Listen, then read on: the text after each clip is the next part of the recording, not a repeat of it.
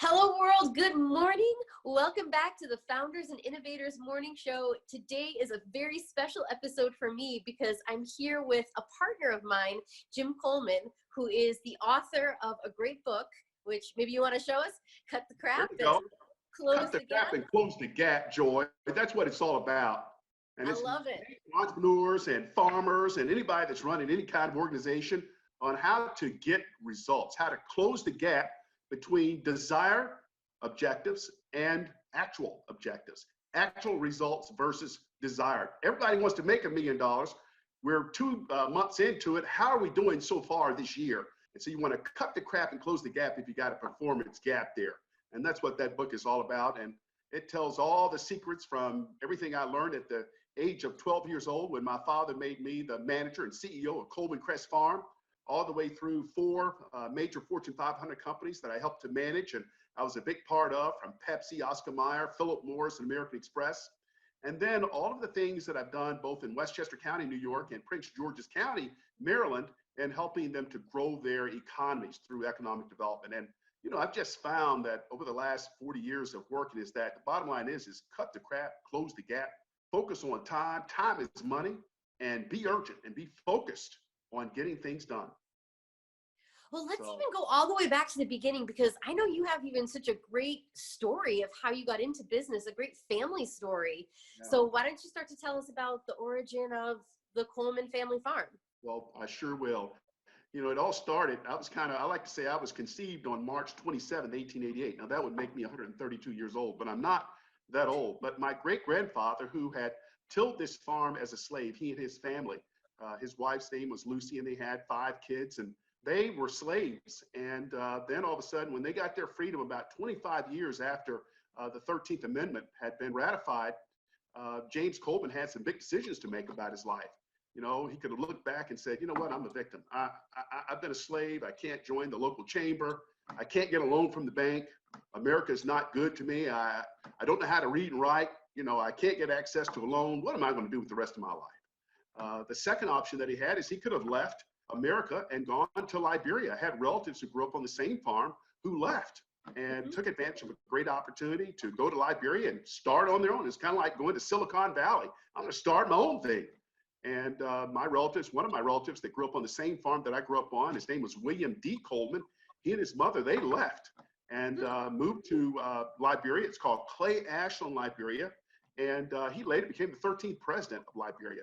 Many of my relatives in Liberia decided to come back home due to the civil war that's been going on in the country. Now it's becoming more stable, but it's been through a lot of challenges. But they decided, and that was the second option that my great-grandfather had. Then the third option was to seize the moment, to focus on not what's not working for me here in America, but to focus on what is it that I can do? How can I seize the moment with the amount of time that I have left, and what can I do? And so he took a loan out from what we call the Union Benevolent Society. Booker T. Washington started these small little groups that were linked up to the African American church across the country. And they would pool their money together and loan each other money to buy land and to bury loved ones. And so my great-grandfather took a loan out to buy Coleman Crest Farm. At the time, it was about 25 acres. Today, it's about 12.3 acres. Some of the family members have sold their parts off over time. But he purchased that land that he had tilled as a slave for $1,200 on March 27, 1888, and it's responsible for sending over 300 of his descendants to college, including myself directly. And that's amazing. I've learned a lot about business. You know, my father made me the president and CEO of Coleman Crest Farm when I was 12 years old. My brothers went off to school, and he said, you know what, when you go to college, you don't come back. You know, you go and get a life.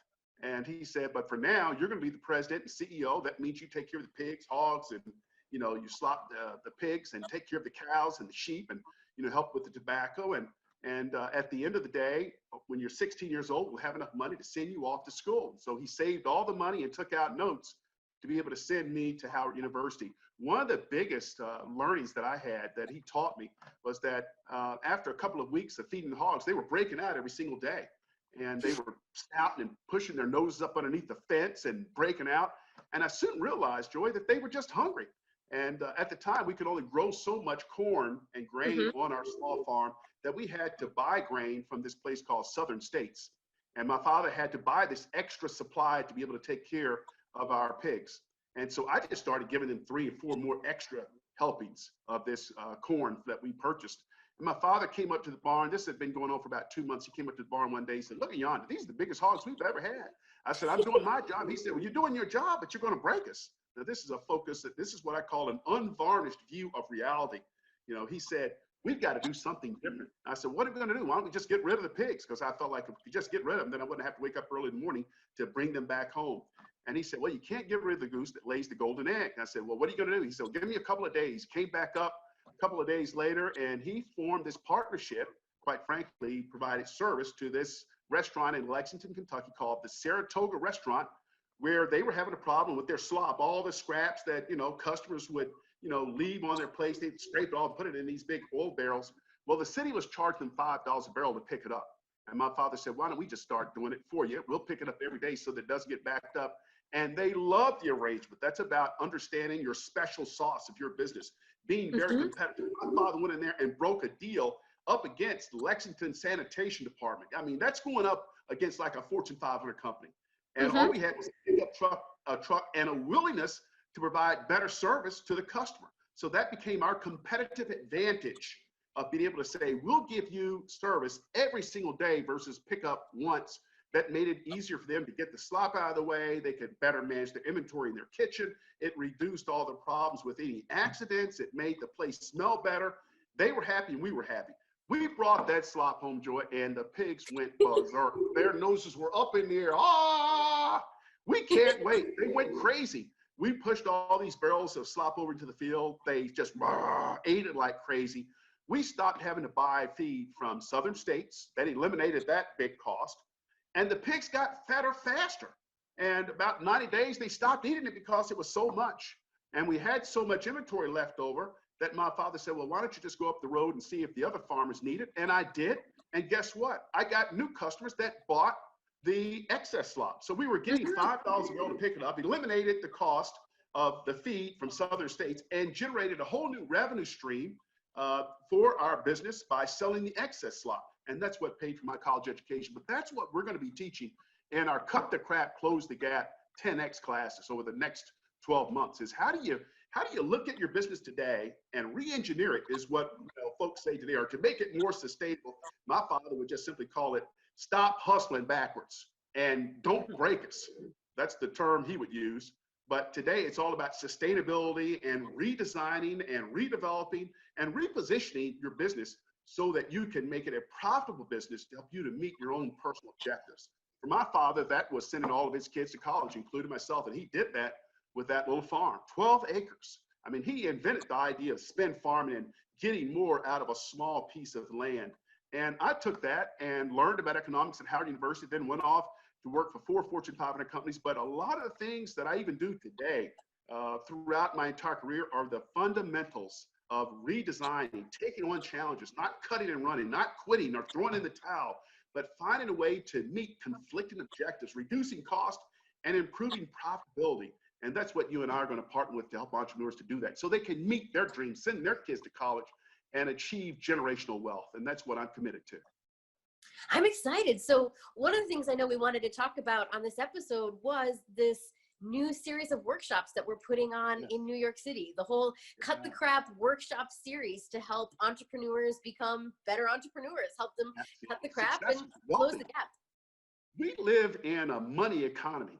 I mean, our economy is more than $25 trillion a year. And all we want to do is to help our entrepreneurs to get just a little bit of it. I mean, if we could help our entrepreneurs to go from, let's say, $100,000 a year to where now they're making a gross of $1 million, and after everything's said and done, make $500,000 in net profit so they can invest it in their families, send their kids to college, get the home they want, have the car they want, have the lifestyle. That's what I want to do. And that's what I've had in my whole career. And that's what my great-grandfather's decision of seizing the moment did for me and 300 of my cousins over the last 130 years. And so we're going to talk a lot about, when you're looking at starting a business, or those of you who are watching this, if you're already in your business, is really trying to think through, what is my point of arrival? Where do I want to be at the end of this year? How much money do I want to have in the bank? How much money do I need to make each month to achieve my objective of what I want to make? So if you want to make $1 million a year, that means you're going to have to make a little over $100,000 a month, let's say 110, $115,000 a month. And so that means that time is money, that you've got to make sure every single day that you're not wasting money. My father, again, would call that, you can't be hustling backwards. You've got to focus that every single person you talk to, whether it's on the phone or face to face, every meeting that you take, it's got to be focused on, is this going to help me to meet my objective, or is it going to hurt me? And so that's where you've really got to spend up to 70% of your time selling. If you're new in your business, or if your business is less than 5 years, the CEO and founder, usually you're the best salesperson. So I would push you to really focus on 70 to 75% of your time, either with existing customers to get them to buy more, or to be out there attracting new customers to your business. And you can do that both online, or you can do that face to face. You can do that with a product, or you can do that with a service. But the bottom line is to have a laser focus on sales to help you to achieve your objective. And that's really what's driving, our entire series, is helping, our entrepreneurs and founders out there who may be struggling to really give them the roadmap on how they can achieve financial success through their business. Yeah, so I want to tell everyone out there, I'm going to put in the show notes, we've got the event set up on Eventbrite and Meetup, so I'll put all the links so people can find out the details. And we're actually almost out of time, but Jim, why don't you just give people even a little bit of a teaser of what they can expect from the workshop? Absolutely. Well, we want to really thank our partner and our host that we're going to have, People's Community Bank. It's going to be on Park Avenue, and Joia, you're going to put up the address and all, but it's right close by the Grand Central Station. But we're going to be talking about cut the crap and 10x your sales and your life. And again, what that's all about is leveraging your time, understanding your special sauce, understanding what makes your company unique, understanding your niche market. Who are the best customers for you to sell to? A good customer is someone who buys your product or service at the premium price and pays you. Not buys it today and never pays you. That's not a good customer. That's someone who can put you out of business. As well as how to help you to navigate through the sales process of how to deal with customer objections and how to really focus on the customer's needs when you're meeting with them, all the way to asking for the business, with the total focus of helping you to achieve the gross sales and the net income you need that will help to finance the lifestyle that you deserve. I want to make people millionaires. My great-grandfather, the day he did that, Joy, it made me a multimillionaire. That farm he purchased, 130 years ago for $1,200, it's worth $2 million today. And it allows me to do the things that I enjoy doing in life, which is to have a career as a coach and as a speaker, and to be able to travel the world, to be able to help people, to be able to reach their dreams and aspirations. And so that's what our first session is going to be about. It's going to be on March the 19th, and it's going to start at 6 p.m. And it's called 10x your sales and your life. Cut the crap and 10x your sales and your life. I'm super excited because I know, even talking with other entrepreneurs, sometimes they have the idea of what they want to sell, but the whole skill of selling, it's a skill, and it's something we need to learn, we need to practice. So I'm sure this is going to speak to a lot of people in our audience, and I'm excited to see who's going to be able to show up and join us in New York City. Joy, you hit on something. This is good for entrepreneurs. It's good for small company owners.